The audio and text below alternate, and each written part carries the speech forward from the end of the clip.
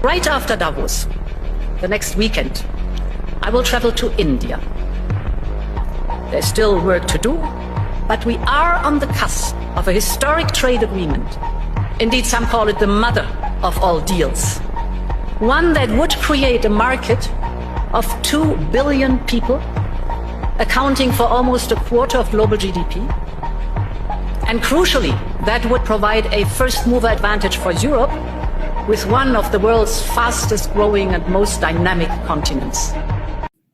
दोस्तों इस वक्त इंडिया और यूरोपियन यूनियन के बीच में एक मदर ऑफ ऑल डील्स की बात हो रही है। आपको पता है कि जो यूरोपियन कमीशन की प्रेसिडेंट हैं उर्सुला वॉन डर लेयन, वो दिल्ली पहुंच गई हैं और उन्होंने जनाब वहाँ पे मुलाकातें भी करेंगी। जारी बात है, सब कुछ उनका चल रहा है। ये एक उन्होंने आने से पहले वीडियो भी जारी की है कि हम इंडिया और यूरोपियन यूनियन जो है वो किस डायरेक्शन में चल रहे हैं। तो दैट इज सिग्निफिकेंट, ठीक है ना जी। Interesting, by the way, very interesting. अब देखना ये है कि कब किधर क्या होने जा रहा है।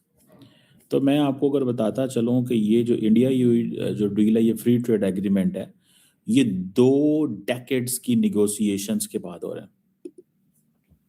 2 डेकेड्स की निगोशिएशंस के बाद बड़ी देर से लगे हुए थे, लेकिन अब उनको जरूरत पड़ गई है। अब वो जो ईयू कमीशन की president Ursula von der Leyen साहिबा, उन्होंने कहा है कि ये मदर ऑफ ऑल डील्स है, क्योंकि इसका स्केल बहुत बड़ा है। इसका स्केल बहुत बड़ा है। इसका इतना बड़ा स्केल है, इतना बड़ा स्केल है कि बेसिकली तो इसमें कम से कम 2 बिलियन लोग इन्वॉल्व हैं, वो कह रही हैं। More than 2 billion people, and roughly she is talking about the quarter of the global GDP. Quarter of the global GDP involved है इसमें। मतलब आप इमेजिन कर सकते हैं, आप इमेजिन कर सकते हैं। अब क्या है, नेगोशिएशंस फाइनल स्टेज पे आ गई हैं अब। और सबसे बढ़ के the most interesting part of the game is कि मंडे को, ट्यूसडे को, परहैप्स मंडे को, शायद वो है रिपब्लिक डे है। मंडे को रिपब्लिक डे है। एक तो वो चलो उसमें वो आ रही हैं। अब ये जो अनाउंसमेंट करने जा रहे हैं, ये जो अनाउंसमेंट करने जा रहे हैं, ये अनाउंसमेंट बड़ी इंटरेस्टिंग है। ये 16th EU इंडिया समिट है जो कि हो रही है, और बहुत ज़्यादा हाई लेवल जो EU ब्यूरोक्रेसी है वो इंडिया के अंदर पहुंच चुकी है और पहुंच रही है। ठीक है जनाब। और दूसरी बात ये है कि जो डील्स क्या कंक्लूड हो सकती हैं, इसको भी देखिएगा। सारी बात है, सबसे पहले तो टैरिफ रिडक्शन, जो कि इंडिया को भी प्रॉब्लम है, यूरोप को भी प्रॉब्लम है। इंडिया को तो कम प्रॉब्लम है बिकॉज चाइनीज ने इंडियन मार्केट, अपनी मार्केट इंडियन एक्सपोर्टर के लिए खोल दी है कि आपको पैसा कमाना है, आप हमें एक्सपोर्ट करो।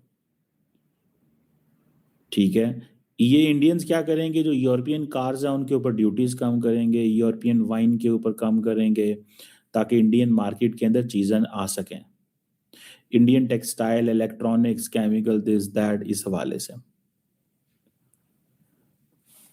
तो इसको भी आप समझ लें। तो ये जो एग्रीकल्चर और ये सारी चीजें जो है ना, इस सेंस में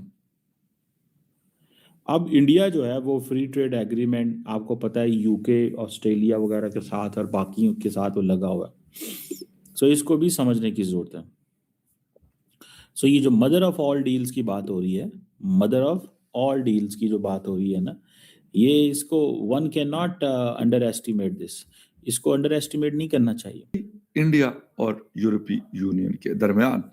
और इस डील को एक स्पेशल नाम भी दिया जा रहा है जो मेरे ख्याल में पहले हमने नहीं सुना, यानी the mother of all deals. बहुत बड़ा नाम है। इसके अंदर क्या हो रहा है, रिपब्लिक डे है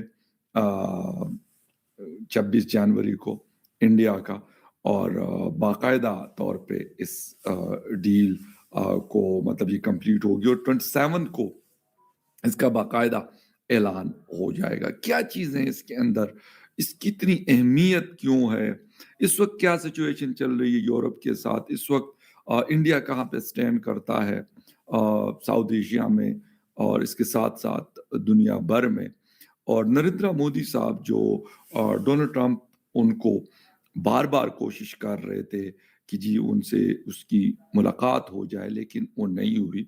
गो कि उनके ऊपर एक बड़ा टैरिफ लागू किया गया है, लेकिन उसके बावजूद उन्होंने सरेंडर नहीं किया। कहानी क्या है, इस पे आज हम बात करेंगे।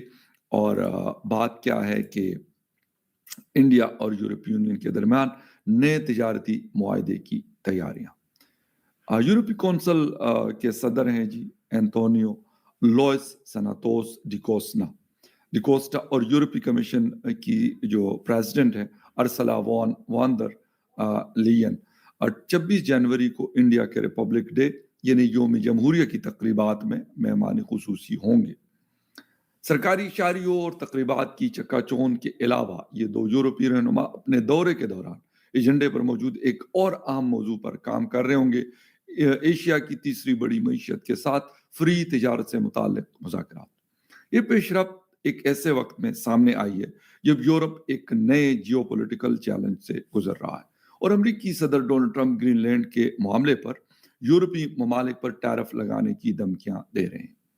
रिपब्लिक डे पर यूरोपीय शख्सियात को बतौर मेहमान खुसूसी मदऊ करना इंडिया की तरफ से एक अहम सफारती पैगाम है, और वो ये है कि अमेरिका की जानिब से 50% टैरिफ के चैलेंज के बाद इंडिया दीगर दुनिया के साथ तिजारती ताल्लुकात बढ़ाने के लिए कोशां है। ये बात आपको याद होगी कि जब ये सिलसिला शुरू हुआ यूएस प्रेसिडेंट की तरफ से, तो मैंने उस वक्त भी एक बात की थी कि गो कि इंडिया को इस वक्त एक मुश्किल सूरत हाल का सामना है, लेकिन जिस तरीके से वो इन चीज़ों को लेकर चल रहे हैं तो गालिबन उनकी नज़र इन चीज़ों पर है कि वो इसका कुछ ना कुछ अल्टरनेट निकालेंगे। और हमने देखा कि उन्होंने अफ्रीका के ऊपर फोकस किया, मिडल ईस्ट के ऊपर उन्होंने फोकस किया, अब यूरोपीय यूनियन एक बहुत बड़ी मार्केट है उस पर उन्होंने फोकस किया। रिपब्लिक डे पे ऐसी न्यूज तो और वो बोलते हैं आइसिंग ऑन द केक, उस तरीके की न्यूज आई हुई है। मनीष, ये this is one of the biggest news I think of the day, obviously apart from Republic day जो चल रहा है, एंड ये लोहा मनवाता है पूरी दुनिया को भारत के वर्चस्व का। Over to you Manish.